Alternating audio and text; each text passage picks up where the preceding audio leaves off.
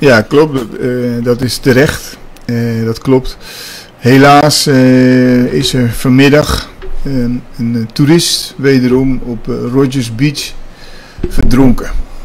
Een meneer van 60 jaar, Amerikaanse toerist, die eigenlijk hier met een cruise naartoe is gekomen. Okay. Die is gaan zwemmen met zijn partner bij Rogers Beach en die werd onwel in het water. En vervolgens is hij in het water, vanuit het water aan de kant gehaald door een omstander. En daar is hij na reanimatiepogingen van de politie helaas komen te overlijden.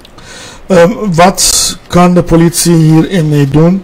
Want wij hebben iedere keer, de laatste tijd hebben we veel van deze gevallen.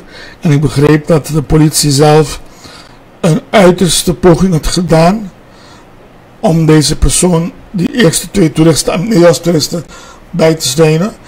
Is niet allemaal niet gelukt, maar toch wel gewaardeerd. Wat kan de politie hiermee doen om dit te voorkomen? En is er iets dat de politie specifiek kan doen? Als we kijken naar de komende dagen, waar we te maken hebben met bijvoorbeeld, ik heb gehoord getallen van 3.000-4.000 mensen die nu aan de zee zitten. Die gaan de hele dag zwemmen en drinken en feesten. En dat er ook zoiets kan gebeuren.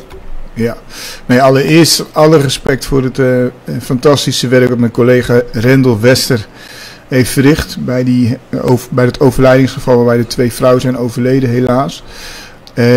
Het klopt inderdaad dat er nu veel mensen aan de zee zijn en dat een risico met zich meebrengt.